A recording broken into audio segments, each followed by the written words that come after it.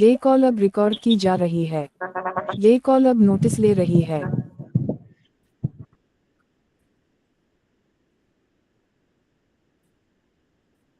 بسم اللہ الرحمن الرحیم فسبحان اللہ حین تمسون وحین تصبحون وَلَهُ الْحَمْدُ فِي السَّمَاوَاتِ وَالْأَرْضِ وَعَشِيًّا وَحِينَ تُظْهِرُونَ۔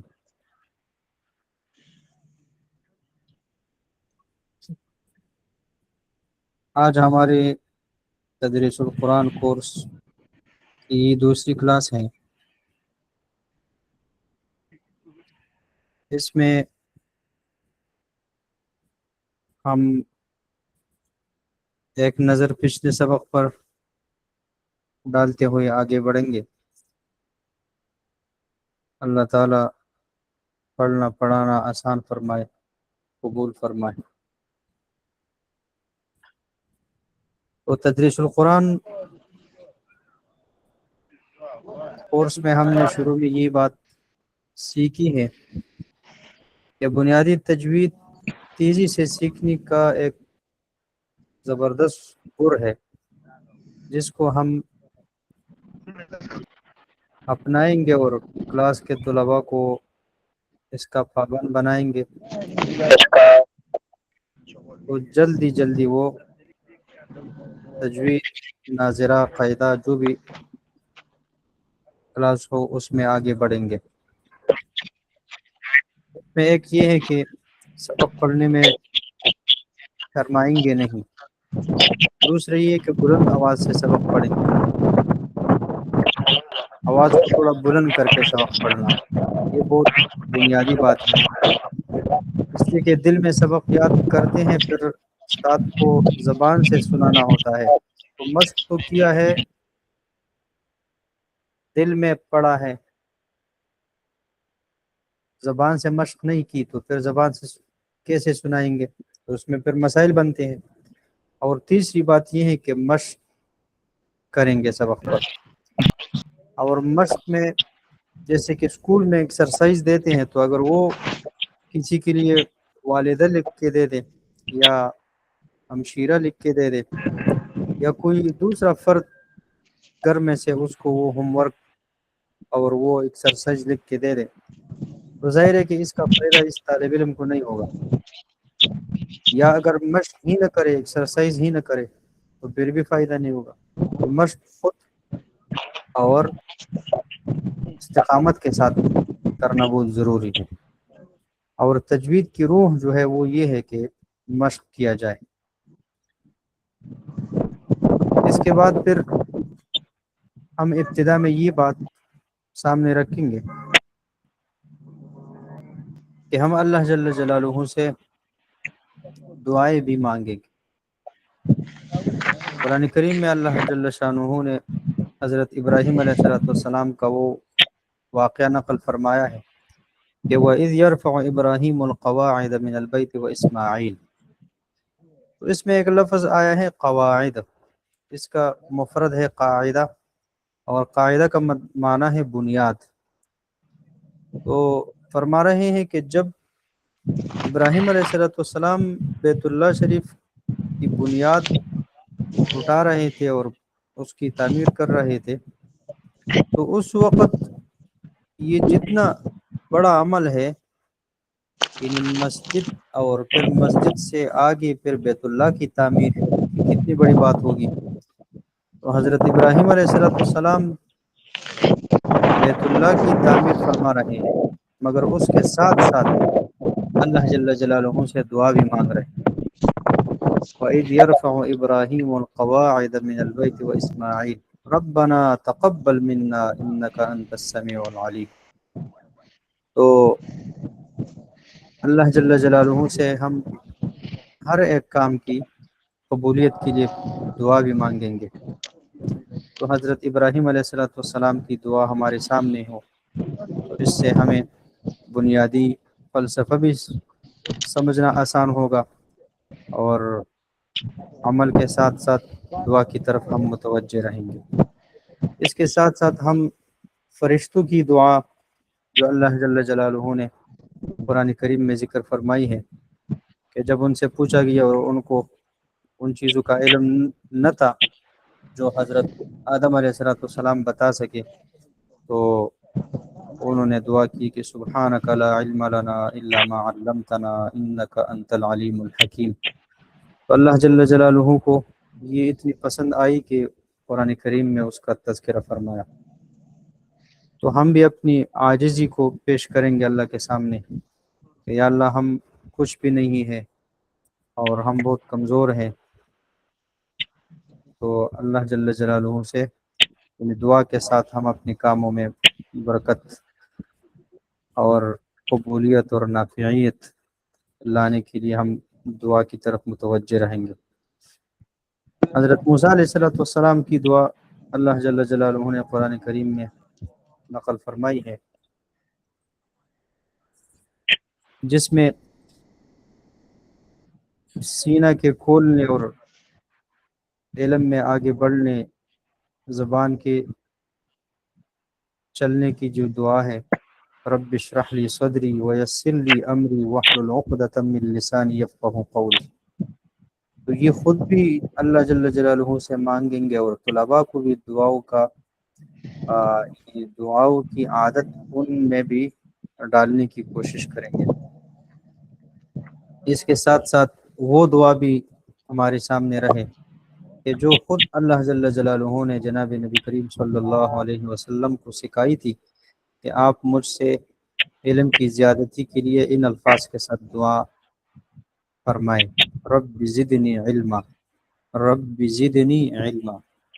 یہ رب بھی جو ہے با کے نیچے صرف زیر ہے، اس کے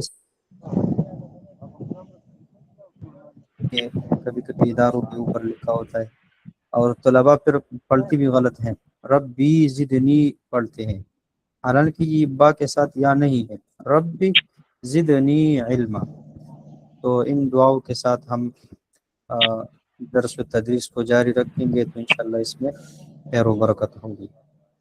دیکھو اس میں ایک بنیادی فلسفہ یہ بھی سمجھنا چاہیے کہ اللہ جل جلالہ کو ہمارے تمام ضروریات کا علم ہے کہ ہمیں کس چیز کی ضرورت ہے اور ہمیں کس چیز کی خواہش ہے اور ہم کیا کرنے جا رہے ہیں، مگر وہ چاہتے ہیں کہ مجھ سے مانگا جائے، تو یہ دعا بہت اہم چیز ہے۔ تو جب ہم ان الفاظ کے ساتھ کہ جنہوں نے قبولیت کی راہیں دیکھی ہوئی ہے، کہ جو اللہ کے دربار میں بار بار پہنچ چکی ہیں، ان الفاظ کے ساتھ ہم اللہ جل جلالہ سے اپنی طلب دعا کی شکل میں پیش کریں گے، تو پھر جب طلب ہوگی اور جب مانگنا ہوگا تو اللہ تعالیٰ پھر عطا فرمائیں گے۔ تو خود بھی ہم دعائیں کریں گے کہ یا اللہ یہ درس آسان فرما، اس میں مدد فرما، اس کو پورا فرما اور اس کو قبول فرما، اور اس طرح پھر طلباء کرام بھی ہم سے ہمارے عمل سے سیکھیں گے اور ان کو اس کی تلقین بھی کریں گے۔ آگے پھر طلباء کرام کو ہم اس طرح سمجھائیں گے کہ دیکھو کائنات میں ہم دیکھتے ہیں تو مختلف چیزیں اللہ جل جلالہ نے پیدا کی ہیں، اللہ تعالیٰ کی مختلف مخلوقات ہیں، اور ان مخلوقات میں پھر آپس میں تفاوت ہے۔ جیسے آپ دیکھیں پتھر ہے تو مختلف قسم کے پتھر آپ کو ملیں گے، بعض پتھر ایسے ہوں گے کہ وہ کسی کام کے بھی نہیں ہوتے، اور بعض پتھر ایسے ہوتے ہیں کہ وہ پھر تعمیر میں کام آتے ہیں، بنیاد میں اس کو لوگ ڈالتے ہیں، یا پھر اس میں سے کچھ ایسے ہوتے ہیں کہ اس کو لوگ خوبصورتی کے لیے لگاتے ہیں اور اس سے زینت حاصل کرتے ہیں، پھر اس میں بعض ایسی قیمتی ہوتے ہیں کہ اس کو لوگ اپنی انگوٹھی کے اندر اس کو پرو دیتے ہیں اور اس کی قیمت بہت بڑی ہوتی ہے۔ تو یہ مختلف درجات اس میں ہوتے ہیں۔ اس طرح لکڑی کو آپ دیکھیں تو لکڑی میں بھی مختلف قسم کی لکڑیاں ہوتی ہیں، بعض ایسی ہوتی ہیں کہ وہ کسی کام کے بھی نہیں ہوتی، یعنی جلانے کے بھی کام نہیں آتے، جیسے کیلے کا جو تنا ہوتا ہے اور بعض ایسی ہوتی ہے کہ وہ صرف بس جلانے کے کام آتے ہیں، اس کے علاوہ اس کا کوئی مصرف نہیں ہوتا۔ اور بعض اس میں ایسی ہوتی ہے کہ وہ پھر بہت قیمتی ہوتی ہے، اس سے لوگ جو ہے اپنی مساجد کے محراب کو سجاتے ہیں، اپنے گھروں میں لگاتے ہیں۔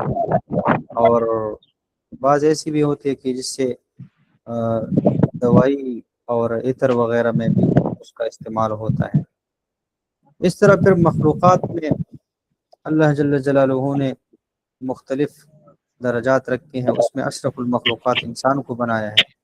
پھر اشرف المخلوقات جو تمام مخلوقات سے سب سے زیادہ افضل ہے، اس میں پھر آگے پھر درجات ہیں۔ تمام انسان تو ویسے بھی تمام مخلوقات سے افضل ہے، پھر اس میں وہ انسان جو ایمان لائے، اہل ایمان، ان کا درجہ پھر عام انسانوں سے زیادہ ہے۔ پھر اہل ایمان میں وہ لوگ جو متقین ہیں، جو تقوی کی صفت حاصل کیے ہوئے ہوتے ہیں، تو اس کا درجہ پھر عام اہل ایمان سے بڑا ہوتا ہے۔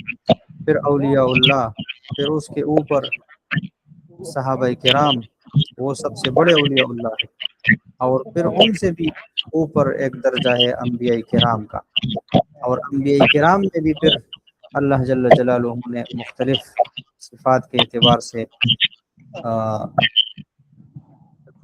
فضیلت دی ہے، تو اس میں سب سے افضل خاتم الانبیاء، امام الانبیاء جناب محمد رسول اللہ صلی اللہ علیہ وسلم کا مقام سب سے اونچا اور سب سے بالا ہے۔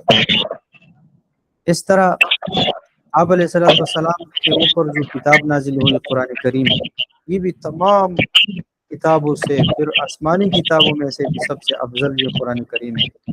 یہ قرآن کریم جس فرشتے کے ذریعے اللہ تعالیٰ نے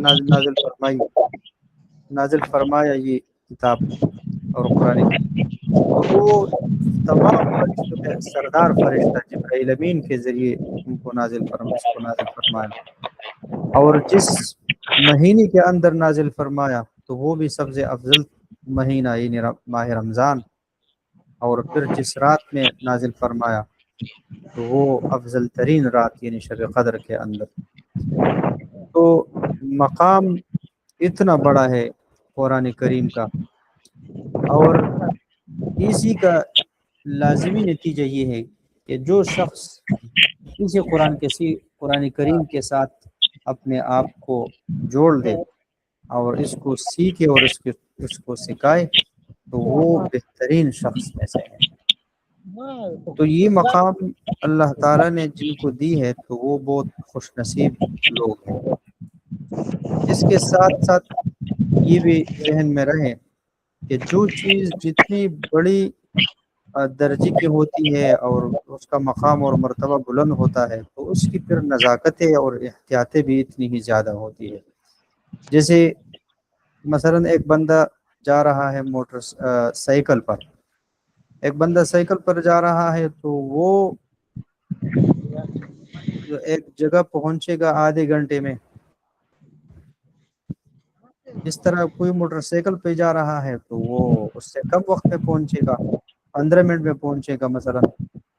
جو موٹر کار میں جا رہا ہے تو وہ پھر 10 منٹ میں پہنچے گا، اور جو جہاز میں جا رہا ہے تو وہ پھر گھنٹوں کا سفر اس کے لیے منٹوں میں آ جاتا ہے۔ تو جتنا درجہ بلند ہوتا ہے تو اسی کے ساتھ ساتھ اس کی احتیاط بھی زیادہ ہوتی ہے، فوائد بھی زیادہ، فضیلت بھی زیادہ، تو اس کے ساتھ ساتھ احتیاط بھی زیادہ۔ اگر سائیکل والا ایکسیڈنٹ کرتا ہے تو اس کو زیادہ سے زیادہ خراش آئے گی، موٹر سائیکل والا اگر ایکسیڈنٹ کرے گا تو اس کی کوئی نہ کوئی ہڈی ضرور ٹوٹنی ہے، اور اگر موٹر کار والا بندہ ایکسیڈنٹ کرے گا تو اس کے فوت ہونے کا اندیشہ زیادہ ہے، اس کے چانس زیادہ ہوتے ہیں۔ اور پھر ٹرین والا اس طرح، پھر جہاز والا تو اس کی بھی اس کے بدن کے ٹکڑے بھی ملنا مشکل ہو جاتی ہے۔ تو اس لحاظ سے قرآن کریم جو بلند مقام ہے اس کے معلم کی، اس کے ساتھ ساتھ اس کے سامنے یہ چیزیں بھی رہنی چاہیے، جیسے کہ حدیث مبارک میں آپ علیہ الصلوۃ والسلام نے فرمایا کہ رب قارئ للقرآن والقرآن يلعنه، یعنی ایسے قاری اور ایسے قرآن پڑھنے والے بہت ہوتے ہیں، اور ایسے قاری ہوتے ہیں کہ جو قرآن پڑھتے ہیں اور قرآن اس کے اوپر لعنت بھیجتا رہتا ہے۔ یہ کتنی بڑی بات ہے اور کتنی خطرناک بات ہے کہ بہت سے قرآن پڑھنے والے اور قرآن اس پر لعنت بھیج رہا ہوتا ہے۔ تو اس وجہ سے قرآن کے بارے میں جو فضائل ہے اس کو ہم حاصل کرنا چاہتے ہیں تو پھر احتیاط بھی کریں اور ترتیل کے ساتھ ہم قرآن پڑھنے کی کوشش کریں گے، اس لیے کہ ترتیل کا ہم سے مطالبہ ہے، اور ترتیل کی پھر تفصیل حضرت علی رضی اللہ تعالیٰ عنہ نے یہ بیان فرمائی ہے کہ الترتیل هو تجوید الحروف و معرفت الوقوف۔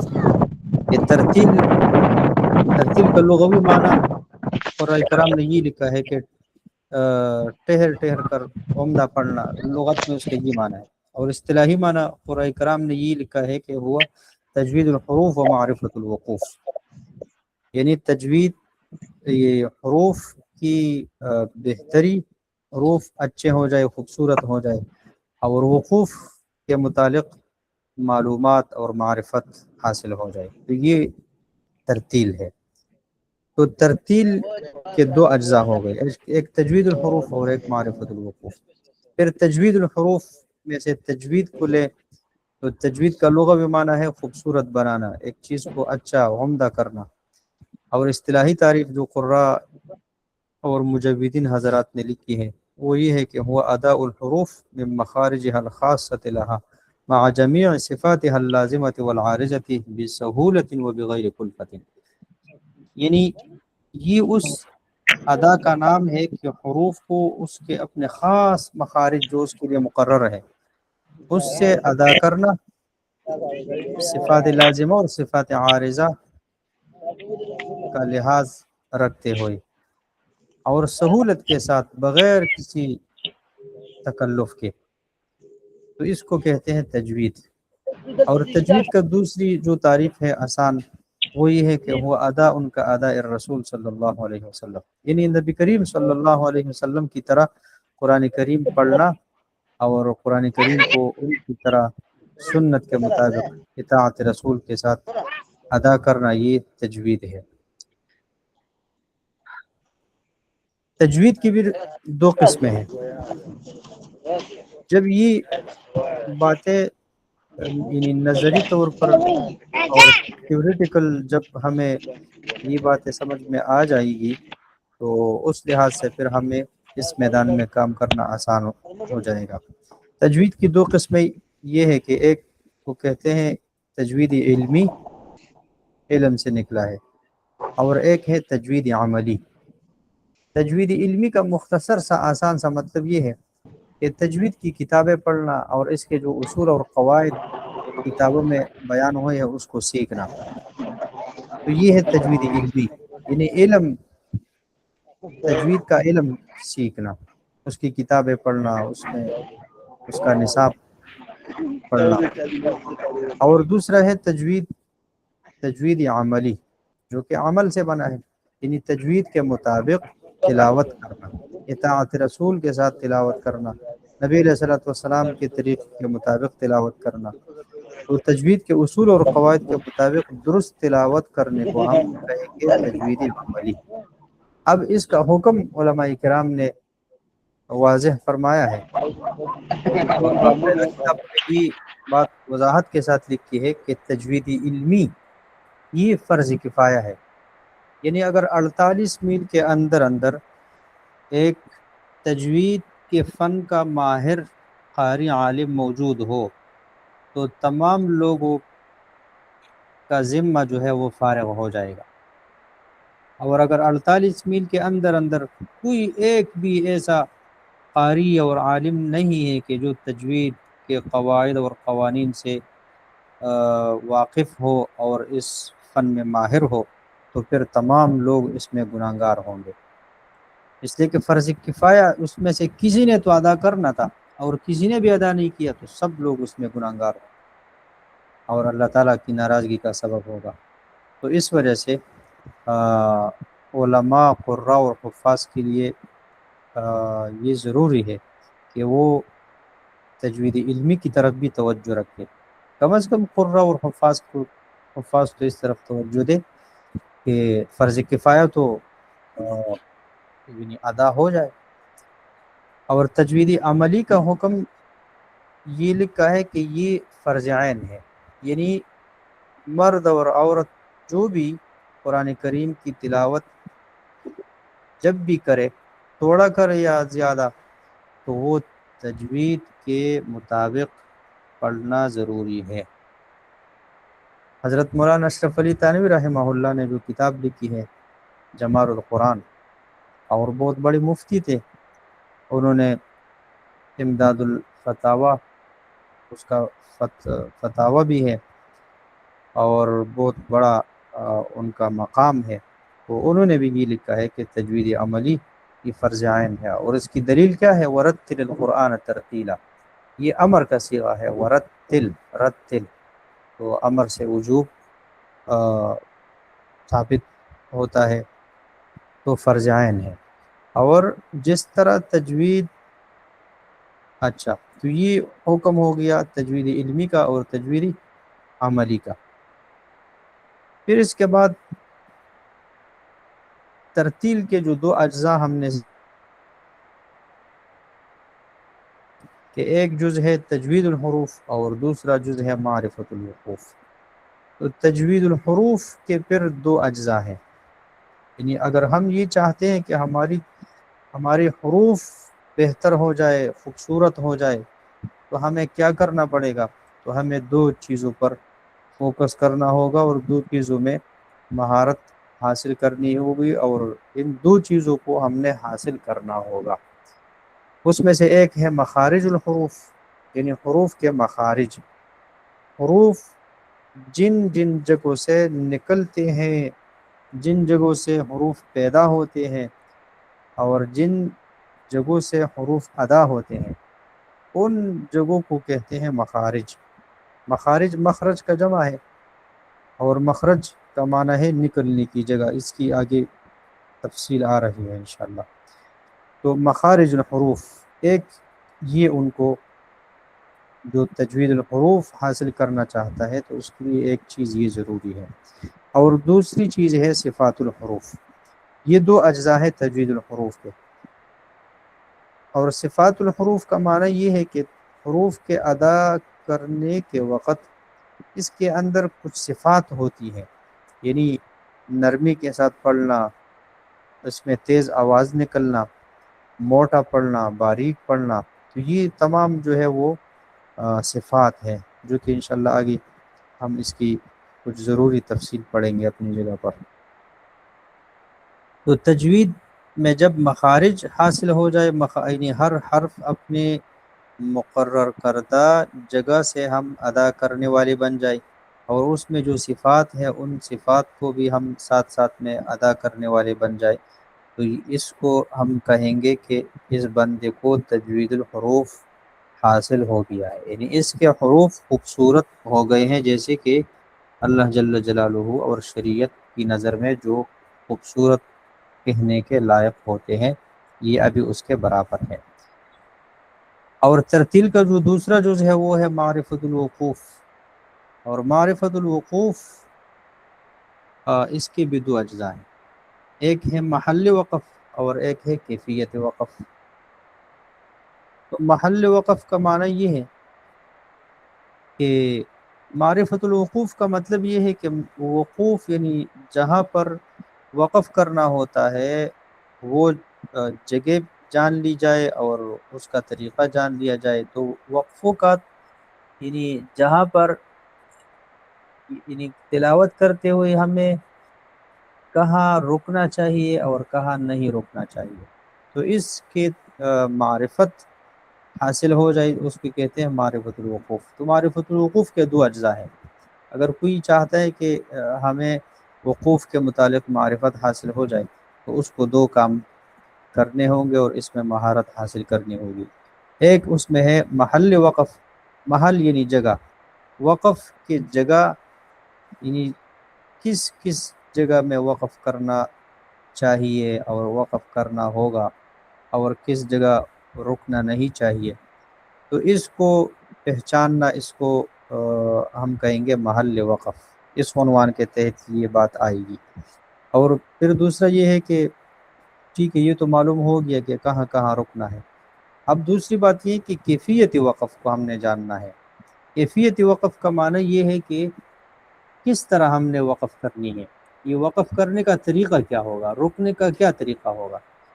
طالب علم کو ہم اس طرح سکھا سکتے ہیں کہ دیکھو، آپ جب موٹر سائیکل چلانا سیکھ لیتے ہیں تو، یا گاڑی چلانا سیکھ لیتے ہیں تو آپ کو ساتھ ساتھ میں یہ بھی سیکھنا پڑے گا کہ آپ کو معلوم ہو کہ کہاں پر رکنا ہے اور کہاں پر نہیں رکنا، کہاں پر کس قسم کا بریکر آ رہا ہے تو اس کے لیے اور کہاں پر کٹ آ رہا ہے، کہاں پر روڈ خراب ہے، تو جو رکنے کی جگہ ہے بریک۔ اور دوسری بات اس کے ساتھ ساتھ یہ ہے کہ یعنی گاڑی کو روکنے کا طریقہ کیا ہونا چاہیے، اس لیے کہ ہر جگہ ایک طریقے سے نہیں روکیں گے، کسی جگہ آپ کو بس صرف ایک گیئر کم کرنا ہوگا، رفتار تھوڑی سی بس کم ہو جائے، اتنا کافی ہوگا بعض بریکر کے لیے۔ اور بعض جگہ ایسا کرنا ہوگا کہ آپ بالکل پہلے گیئر پہ آپ کو آنا پڑے گا، تو اس طرح بعض گڈھے میں بالکل آپ کو رکنا پڑے گا، بعض میں صرف رفتار آہستہ کرنی پڑے گی۔ تو رکنے کے مختلف جگہوں کے اعتبار سے مختلف انداز ہوتے ہیں۔ اسی طرح وقف کا معاملہ ہے، تو اس کو انشاءاللہ ہم آگے جا کے دیکھیں گے کہ یہ کہاں کہاں کو وقف کرنا ہے۔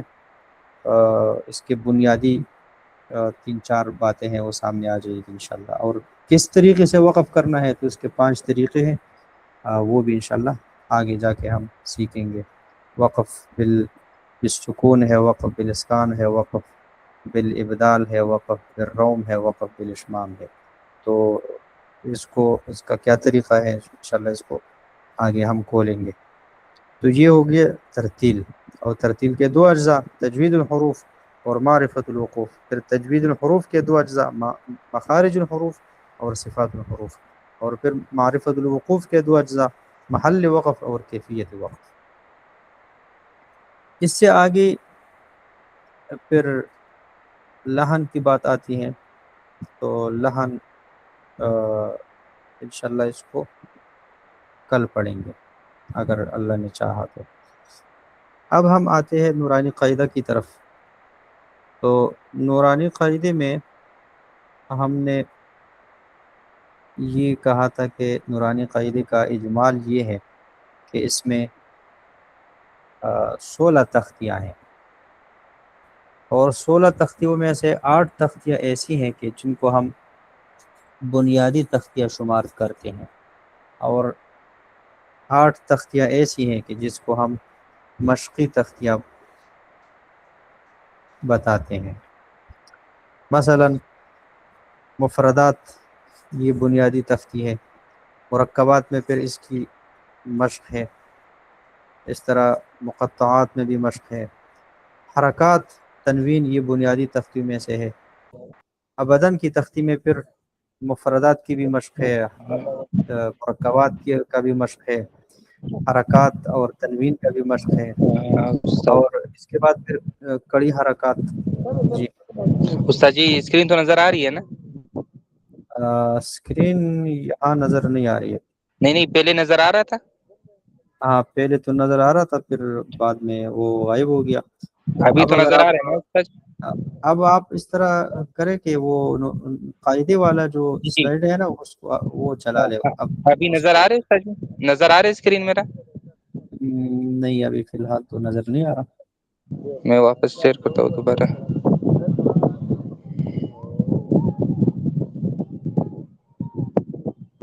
تو نورانی قاعدے پہ ہماری بات چل رہی تھی کہ تو ابدن جو تختی ہے یہ بھی مشقی تختی ہے۔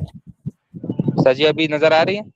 ہاں وہ ایک فائل میں نے بھیجی تھی آسان نورانی قاعدے کے نام سے، اگر وہ آپ چلا لیں تو وہ بہتر رہے گا۔ تو ابدن کی تختی مشقی تختی ہے، پھر اس کے بعد کڑی حرکات کی تختی ہے، یہ بنیادی تختی ہے۔ حروف مدہ کی تختی ہے، حروف لین کی تختی ہے، یہ بھی بنیادی تختی ہے۔ پھر آمنہ کی تختی آتی ہے، تو اس میں دیکھو کڑی حرکات کا بھی مشق ہے اور حرکات کا بھی مشق ہے، اور حروف لین بھی اس میں آتے ہیں، حروف مدہ بھی اس میں اس کے بھی مثالیں ہیں۔ تو یہ پھر مشق کی تختی ہے۔ پھر جزم کی تختی آتی ہے، پھر اس کے بعد انت کی تختی جو ہے وہ مشقی تختی ہے۔ اس میں پھر جزم کی یہ سب جو پچھلے اسباق گزرے ہیں ان سب کا اس میں اس کے مثالیں ہیں۔ رحیم اللہ صاحب وہ ابھی نظر نہیں آ رہا ابھی تک۔ پھر آگے جا کے تشدید کی تختی ہے، تو تشدید کے بعد پھر 3 تختیاں ایسی ہیں کہ جس میں بلکہ 4 تختیاں جس میں مشق کی یعنی شد کی مشق ہے اور شد کی مثالیں ہیں۔ تختی نمبر 13 جو برزہ سے شروع ہوتی ہے، اس میں ایسے الفاظ لائے ہیں کہ جو بس مختصر سے الفاظ ہیں اور اس میں ایک شد ہے بس۔ اور یہ جو پھر دوسری اس کے بعد والی تختی ہے، تختی نمبر 14 یعنی مرو والی تختی، اس میں پھر ایسی الفاظ لائے ہیں کہ جس میں شد بھی ہے اور اس کے ساتھ ساتھ جزم بھی ہے۔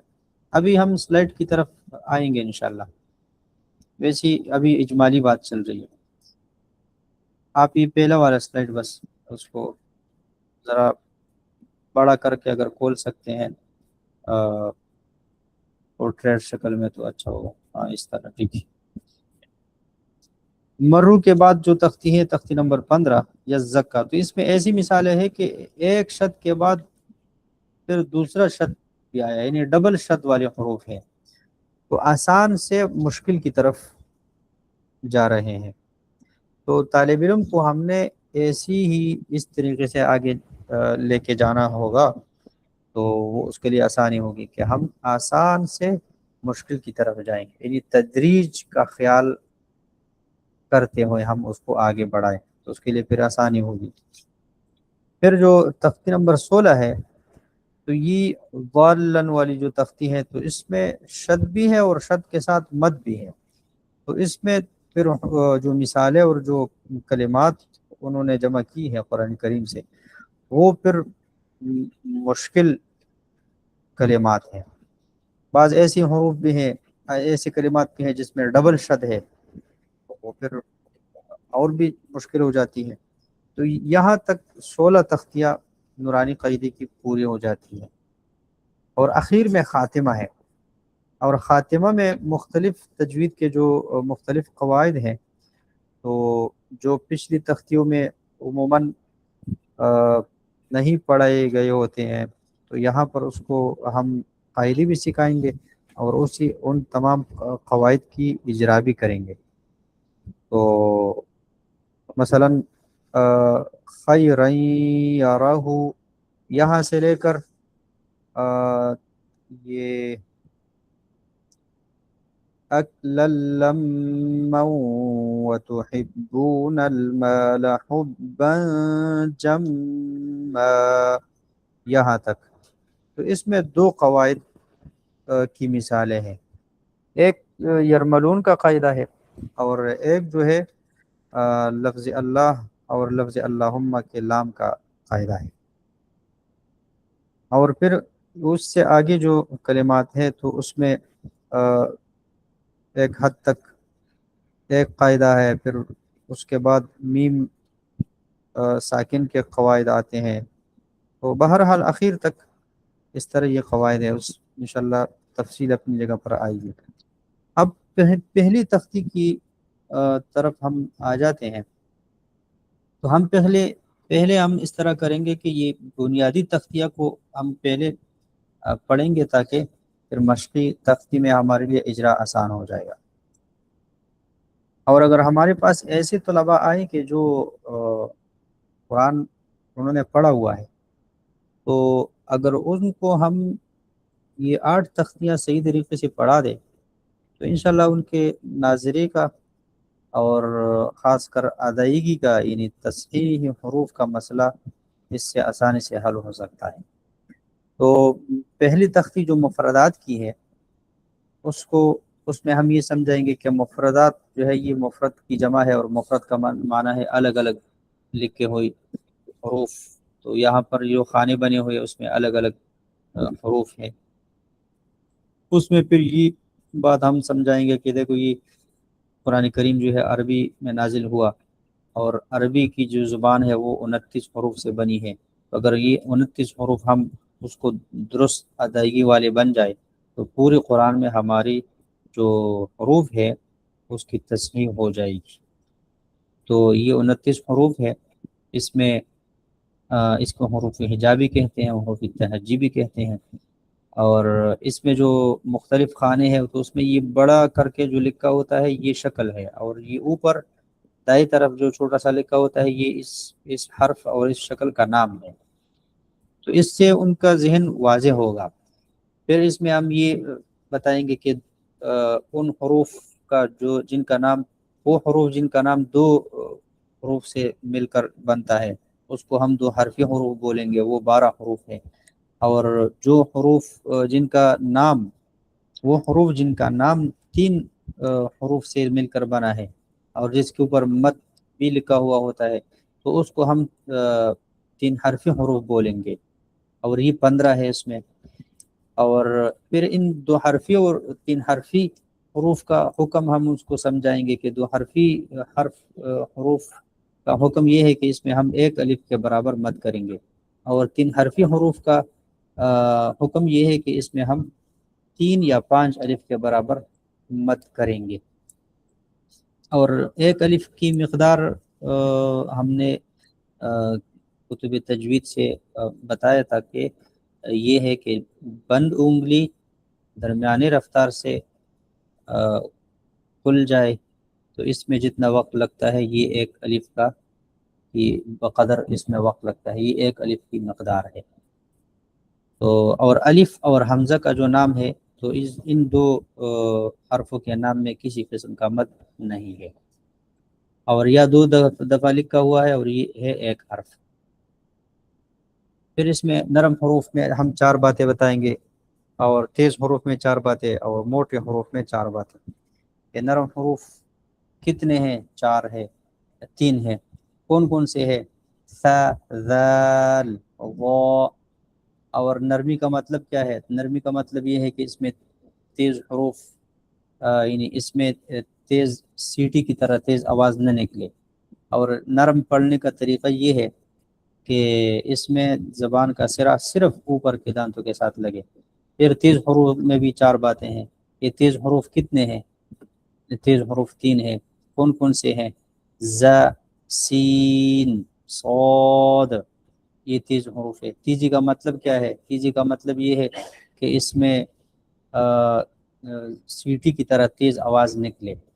اور تیز پڑھنے کا طریقہ کیا ہے؟ تو تیز پڑھنے کا طریقہ ہم مختصراً چھوٹے بچوں کو یہ بتائیں گے کہ اس میں زبان کا سرا اوپر کے دانتوں کے ساتھ ساتھ نیچے کے دانتوں سے بھی لگے۔ اور موٹے حروف، تو موٹے حروف میں بھی 4 باتیں ہیں۔ ایک بات یہ ہے کہ موٹے حروف کتنے ہیں؟ یہ 7 ہیں۔ کون کون سے ہیں؟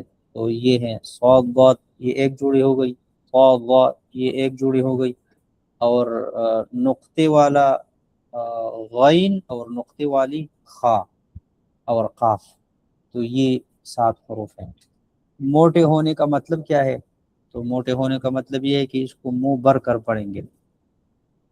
اور منہ بھر کر پڑھنا یا موٹا پڑھنے کا طریقہ کیا ہے؟ تو اس کا طریقہ یہ ہے کہ اس میں ہم جتنا یعنی زبان کی جڑ جتنا ہم اوپر تالو کی طرف بلند کریں گے تو حرف موٹا ہوتا چلا جائے گا۔ اگر اس کا خیال رکھیں گے کہ زبان کا جڑ اوپر لگانے کی بات نہیں ہو رہی، صرف بلند کرنے اور اٹھانے کی بات ہو رہی، تو اٹھانا ہے صرف۔ اور پھر یہ بھی ہمارے سامنے یہ بات بھی ہو کہ اس تختی کو ہم 4 طریقوں سے پڑھائیں گے. ایک سیدھا سیدھا یعنی دائیں سے بائیں طرف ہر لکیر، پھر جب یا تک پہنچ جائے تو پھر دائیں سے بائیں طرف یعنی بائیں سے دائیں طرف نیچے کی طرف سے یعنی یا، حمزہ، ہا، واو، اس طرح نیچے سے پھر یہ ہم الف تک لے کر آئیں گے. پھر تیسرا طریقہ یہ ہے کہ اوپر سے نیچے ہر لکیر ہم اس کو پڑھائیں، اور چوتھا طریقہ یہ ہے کہ نیچے سے اوپر کی طرف ہر لکیر ہم اس کو پڑھائیں. پھر اس کے آخر میں 2 طریقوں سے امتحان لیا جائے گا. ایک طریقہ یہ ہوگا کہ ہم شکل پر انگلی رکھ کے یعنی حرف کے اوپر انگلی رکھ کے پوچھیں گے کہ یہ کون سا لفظ ہے، کون سا حرف ہے. تو اگر وہ فر نام بتا سکتا ہے تو ٹھیک ہے، یہ شکل سے حرف کو پہچان لیتا ہے. اور دوسرا طریقہ یہ ہوگا کہ ہم کہیں گے کہ اس میں سے را کون سا ہے، تو وہ اس کے اوپر انگلی رکھے گا. تو اس طرح سے وہ اگر جلد فر ہمیں بتا سکے کہ اور اس پہ انگلی رکھ سکے تو مطلب ہے کہ اس کا یہ تختی یہ ابھی پختہ ہو گئی ہے اور اس کے جو مقاصد ہے وہ حاصل ہو گئے ہیں. تو پھر ہم اس کو اگلی تختی یعنی مرکبات میں لے کے جائیں گے. بنیادی تختیوں میں سے دوسرے نمبر پر جو تختی ہے اس کا نام ہے حرکات. تو حرکات کی تختی میں ہم بنیادی طور پر چند باتوں کو سامنے رکھیں گے، تو اس میں انشاءاللہ اس کا پڑھانا پھر بہت آسان ہو جائے گا اور مزہ آ جائے گا کہ طلباء اس میں کیسے جلدی آگے بڑھتے ہیں اللہ کے فضل سے. تو اس میں ایک تو یہ ہے کہ ہمیں حرکات کا تعارف یعنی اس تختی کا جو نام ہے تو یہ نام کیوں ہے، تاکہ اس کو کچھ تھوڑی سی انسیت ہو جائے. تو حرکات کا ہم نام کا تعارف بتائیں گے. دیکھو حرکات یہ جمع ہے حرکت کا، اور اس کا جو مفرد ہے وہ حرکت ہے، حرکت نہیں ہے، را پر زبر ہے، حرکت. تو صحیح تلفظ ہم نے ان کے ذہن میں ڈالنا ہے.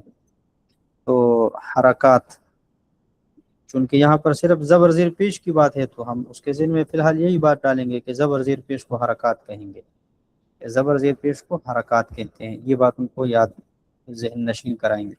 پھر دوسری بات یہ کہ جس حرف پر حرکت ہو، جس حرف پر حرکت ہو تو اس کا نام کیا ہے، تو اس کو کہتے ہیں متحرک.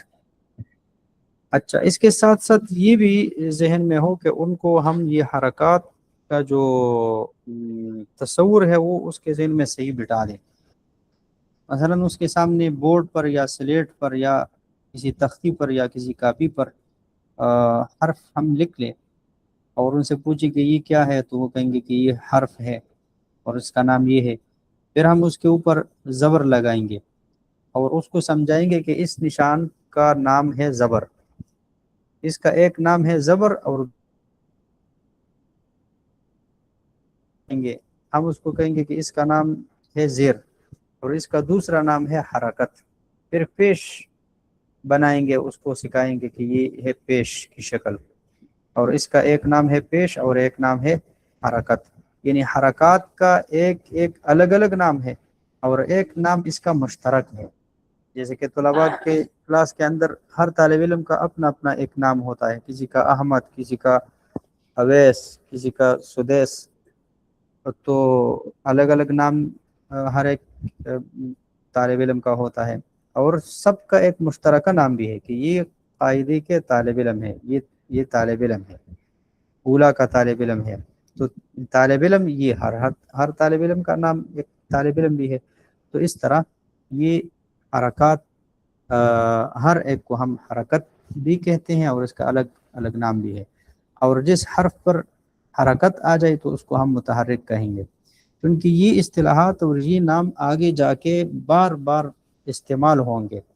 تو جو بھی ٹرم، جو بھی بات، جو بھی ٹرمینالوجی اور جو بھی اصطلاحی یعنی لفظ جو جس ادارے میں، کلاس میں یا گھر میں جہاں بھی وہ بار بار استعمال ہوتا ہو، تو چاہیے کہ اس کا ایک دفعہ پراپر اس کی ڈیفینیشن ہو جائے، اس کی تعریف ہو جائے، باقاعدہ اس کی وضاحت ہو جائے کہ اس لفظ اور اس اصطلاح کا مطلب کیا ہے، تاکہ سب کے ذہن میں پھر وہ ایک ہی مطلب اس سب کے ذہن میں وہ بیٹھ جائے، تاکہ اس کی وجہ سے پھر الجھن پیش نہ آئے کہ کوئی ایک اس سے ایک معنی مراد لے رہا ہے تو دوسرا مراد لے رہا ہے۔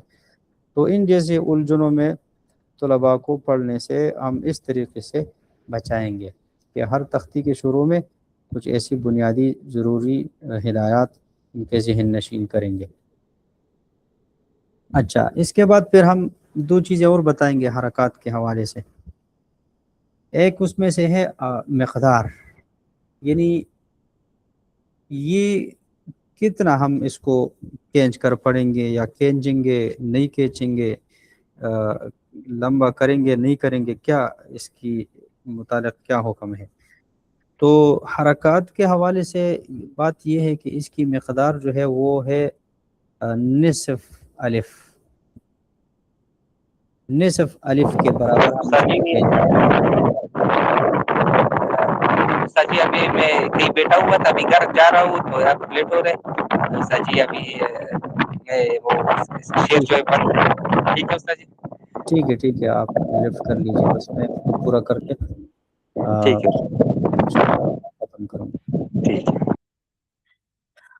اچھا، تو مقدار میں ہماری بات چل رہی ہے کہ مقدار حرکات کی جو مقدار ہے تو وہ نصف الف ہے، یعنی ایک الف تو یہ ہے نا کہ بند انگلی درمیانی رفتار سے کھل جائے یا کھلی ہوئی انگلی درمیانی رفتار سے بند ہو جائے، تو پھر ہم اس طرح کریں گے کہ انگلی آدھی کھلی ہو اور آدھی بند، یعنی یہ درمیان میں ہو، تو درمیان سے جب وہ کھلے گی تو ظاہر ہے کہ وہ اس میں تھوڑا سا وقت لگے گا، تو یہ ہے اس کی مقدار، حرکات کی مقدار، یعنی ہا ہی ہو۔ اگر اس کو ہم مقدار تھوڑا سا آگے لے جائیں گے اور کھینچیں گے تو اس سے ایک الف پھر بن جائے گا، یہ پورا الف بن جائے گا پھر ہا، تو یہ ہو گیا کھڑا زبر، ہا ہی ہو، تو یہ درست نہیں ہوگا، ہا ہی ہو اس طرح، ٹھیک ہے۔ تو اس کو ہم ایسے تقابل کر کے سمجھائیں گے، اور اس کو باریک بینی کے ساتھ ہم نے اس پہ نظر رکھنی ہے کہ ایسا نہ ہو کہ طلباء کا ابتدا سے یعنی غلط مقدار پختہ ہو جائے۔ دوسری بات اس میں یہ ہے کہ اس کی آواز کے حوالے سے، یعنی زبر جو ہے ہم نے اس کے ذہن میں یہ ڈالنا ہوگا کہ زبر یہ نصف الف کی آواز اس میں آئے گی، یہ نصف الف کی آواز دے گی، زیر نصف یا کی آواز دے گی، اور پھر پیش جو ہے وہ نصف واو کی آواز دے گی۔ یعنی مطلب یہ ہے کہ آپ اس کی ادائیگی پہ اگر غور کریں گے تو آپ کو سمجھ میں آ جائے گا کہ مثلا ب، تو اب ب کی زبر ہے تو یہ نصف الف کی آواز ہے، اس کو اگر ہم تھوڑا سا آگے لے کر جائیں گے تو اس سے بنے گا پورا الف، ب، تو یہ ہوگا با الف زبر با، یعنی با کے بعد جب الف ہو اور خالی ہو تو اس کی آواز اس سے نکلتی ہے با۔ یا اگر آپ زیر کو تھوڑا سا کھینچ لے تو نصف یا کے بجائے وہ نصف یا تو پہلے سے تھی، نصف اور بھی مل گئی تو پوری یا بن جائے گی، جیسے بی، بی، تو با اور یہ گول یا جو ہے اس کو ساتھ آپ ملا لیں تو یہی آواز بنے گی بی۔ اس کے بعد پیش والی بات ہے، تو پیش میں یہ ہے کہ یعنی اس میں ہم نے کہا کہ اس کی آواز جو ہے یہ نصف واو کی آواز دے گا پیش، وہ اس طرح کہ اگر اس کو آپ تھوڑا سا آگے جا کے اس کو کھینچ کے پڑھے تو اس سے پورا وہ بن جائے گا، جیسے بو، تو یہ ہے پیش، اور بو یہ ہے اس سے وہ بن گیا، تو ایک ہو گیا مقدار اور ایک ہو گئی آواز. تو زبر میں ہمیں الف کی بو باقی رکھنی ہے، الف معروف کی، اور زیر میں ہمیں یہ معروف کی بو باقی رکھنی ہے، اور پیش میں ہم نے یعنی واو معروف کی بو باقی رکھنا ہے. تنبیہ کا مطلب یہ کہ ان چیزوں سے بچنا ہوگا. تو استاد اس پہ نظر رکھے گا کہ یہ چیزیں طالب علم کی ادائیگی میں شامل نہ ہو جائے. ایک یہ ہے کہ حرکات مجہول نہ پڑے. مثلا اے بیلے، اے بیلے، تو اب یہ مجہول ہے. ای بیلی یہ معروف ہے. سو دو سو یہ مجہول ہے. سو سو یہ معروف ہے. تو معروف اور مجہول اس کو تھوڑا سا کھولتے ہیں. دیکھو ہم اردو میں ایک لفظ ہے نا، یا پشتو کی بھی ایک مثال ہم دے دیتے ہیں. اردو میں ہم کہتے ہیں کہ نور، نور. تو یہاں پر نون کے اوپر پیش ہے، اس کے بعد واو ہے، اور اس کے بعد را ہے. اور پشتو میں ہم ایک لفظ استعمال کرتے ہیں کہ یعنی مطلب کوئی چیز مزید بھی دے دو نا، کچھ اور بھی دے دو. ہم کہتے ہیں نور، نور ہمرا کا نور. تو یہ نور اور نور لکھنے میں بالکل ایک جیسے ہیں، اعراب بھی ایک جیسے ہیں، حرکات بھی ایک جیسے ہیں، مگر ادائیگی میں فرق ہے. اس لیے کہ پشتو میں یہ جو نور یعنی نور ہے نا، وہ اور اس کا جو پیش ہے اس کو ہم مجہول ادا کرتے ہیں. نور، شکور، لور. تو اس طرح اس میں ہم فرق کر سکتے ہیں. آگے انشاءاللہ کسی ایک اور جگہ پھر اس کو مزید کھولنے کی کوشش کریں گے. تو حرکات کو مجہول پڑھنے سے بچائیں گے. دوسری بات یہ ہے کہ تنبیہ میں سے کہ مقدار سے زیادہ عادت نہ پڑ جائے، کہ اس طرح پڑھنے لگے کہ خا، خی، خو، قا، قی. یہ تو غلط ہے. خا، خی، خو، قا، قی، خو، اس طرح ٹھیک ہے. تیسری بات یہ ہے کہ اس کے آخر میں جھٹکا نہ دیں. اگر جھٹکا دیں گے تو پھر حمزہ ساکنہ کی آواز آئے گی، جیسے تو، تی، تو، تی، تو. یہ دوسری دفعہ جو میں نے پڑھا یہ غلط ہے، اس میں جھٹکا آ گیا. تو، تی، تو، د، دی، دو. اور ٹھیک اس طرح ہے د، دی، دو. تو یہ ہے، تو اس سے ان کو بچانا ہے. اچھا، اس تختی کو پڑھانے کا طریقہ یہ ہے کہ پہلے ہم اس کو جوڑ روان کے ساتھ شروع سے آخر تک ختم کرائیں گے. طالب علم کی استعداد کے مطابق سبق دیں گے، ایک ایک حرف یا دو دو یا تین تین، جتنا اس کی استعداد ہے. تو جوڑ روان کے ساتھ ایک دفعہ پورا کریں گے، یعنی اس طرح: حمزہ زبر ا، حمزہ زیر ای، حمزہ پیش او، ا، ای، او. اس طرح. اور پھر دوسری دفعہ جب اس طرح ایک دفعہ ختم کر لیں تو پھر ہم روان سے اس کو پڑھائیں گے کہ دوبارہ اب اس طرح سے ختم کرو. تو وہ 2 دن میں ختم کرے، 4 میں کرے، 5 میں کرے، کوئی مسئلہ نہیں ہے. اس لیے کہ بنیادی تختیاں، اس میں تھوڑا سا ہم نے محنت بھی کرنی ہے اور وقت بھی لگانا ہے. تو وہ روان اس طرح ا، ای، او، ہ، ہی، ہو، الگ الگ سانس کے ساتھ، اس لیے کہ ہر ایک الگ الگ یعنی خانے میں لکھا ہوا ہے، تو ایک کا دوسرے کے ساتھ کوئی یعنی تعلق نہیں ہے. ع، عی، غو، ح، حی، حو. اس طرح ح، حی، حو. اس طرح کا جو طریقہ ہے تو یہ کچھ زیادہ بہتر نہیں ہے، اس میں کچھ مسائل بن جاتے ہیں. تو یہ دوسرا طریقہ ہو گیا. تیسرا طریقہ یہ ہوگا کہ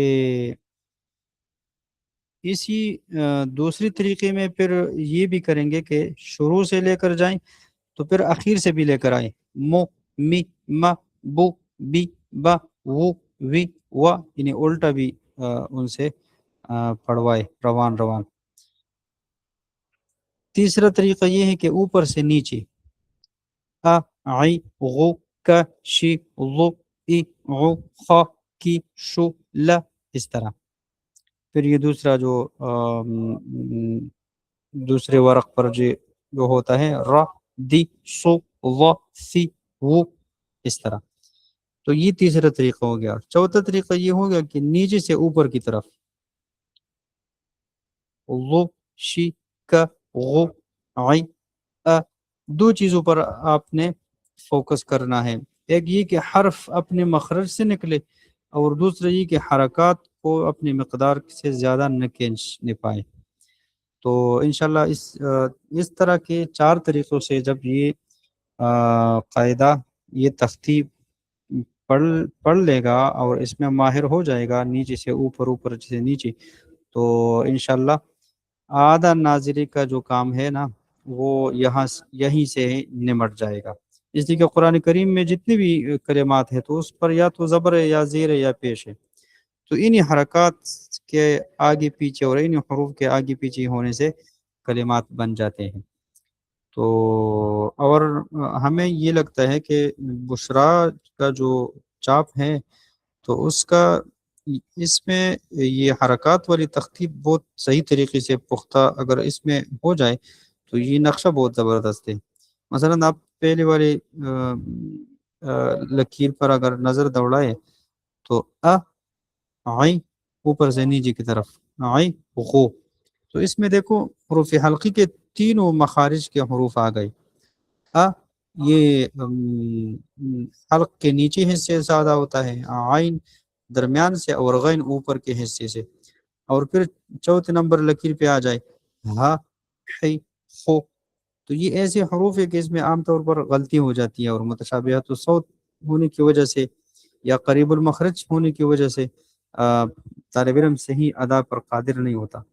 تو جب اس طرح اوپر سے نیچے، نیچے سے اوپر، تو ہر حرف کے بعد یعنی دوسرا کوئی الگ قسم کا حرف آ رہا ہوتا ہے۔ تو اس طرح سے جب مشق ہو جاتی ہے تو طالب علم میں بہترین استعداد پیدا ہو جاتی ہے۔ تو اس کے اخیر میں پھر ہم امتحان لیں گے۔ امتحان اس طرح ہوگا کہ ہم حرف پر انگلی رکھیں گے اور وہ فر فر روان روان سنائے گا۔ مثلا ہم انگلی رکھیں گے تو وہ کہے گا کہ یا، انگلی رکھیں گے ہم وہ کہے گا نی، ہم انگلی رکھیں گے وہ کہے گا ہو، ہم انگلی رکھیں گے تو وہ کہے گا دو، سا، ذی، وہ، پو، تی، اس طرح انہی الگ الگ جگہ پر ہم پوچھیں گے۔ اور دوسرا یہ کہ ہم اوپر سے نیچے، نیچے سے اوپر اس کو پڑھنے کے لیے کہیں گے، تو اگر وہ فر فر پڑھ کر سنا سکے تو بس یہ تختی پختہ ہے۔ اور جب اوپر سے نیچے اور نیچے سے اوپر والے طریقے پر وہ پڑھے گا تو اس میں ہم ایک ایک لکیر اس سے 10 20 20 30 بار اس سے دہرانے کے لیے کہیں گے، اور اپنی نگرانی میں اس کو ایک ایک لکیر اسے پختہ کرانا، یعنی یہ بہت ضروری ہے۔ آخر میں بس 2 آخری بات ہے، ایک جوڑ روان، اس کی تعریف کہ جوڑ کا کیا مطلب ہے، روان کا کیا مطلب ہے۔ تو جوڑ روان یہ لفظ اکثر قاعدوں میں لکھ کے ہوتے ہیں یا حجے لکھ کے ہوتے ہیں۔ تو جوڑ کا معنی یہ ہے کہ آپ کسی حرف کا نام اور اس کے اوپر جو حرکت ہے اس کا نام لیں گے تو اس کو کہتے ہیں جوڑ۔ روان کا مطلب یہ ہے کہ اس کی جو آواز ہے، اگر ہم کہیں گے کہ روان روان پڑھو تو اس کا مطلب یہ ہوا کہ ا ای او ہ ہی ہو آ آئی او، اس طرح۔ اور طالب علم کے ذہن میں اس تختی کے شروع میں یہ بات ڈالیں گے کہ دیکھو جب الف کے اوپر زبر زیر پیش یا جزم آ جائے تو اس کا نام بدل جاتا ہے، اس کا نام پھر الف نہیں رہتا، اس کو پھر ہم حمزہ، اس کا پھر نام ہو جاتا ہے حمزہ۔ تو اس کے ذہن میں یہ الجھن نہیں ہوگا پھر کہ پہلی تختی میں ہم نے اس کو الف پڑھا تھا اور اس کو ہم یہاں پر ابھی حمزہ پڑھ رہے ہیں، حمزہ زبر آ، تو اس کے ذہن میں الجھن پیدا ہوگی۔ تو اس الجھن کو پہلے سے آپ نے یہ بات اس کے ذہن میں اگر ڈالی ہے تو پھر اس کے لیے الجھن کا سبب نہیں بنے گا انشاءاللہ۔ اللہ تعالیٰ آسانی فرمائے۔ اللہ تعالیٰ سے امید اور دعا کرتے ہیں کہ صحیح طریقے سے میں سمجھا سکا ہوں اور آپ کو سمجھ آ گئی ہوگی۔ اللہ تعالیٰ اس کو نافع اور قبولیت والا بنا دے۔ جزاکم اللہ۔ اور اگر کوئی سوال ہے تو آپ سوال کر سکتے ہیں، اور کوئی یہ دو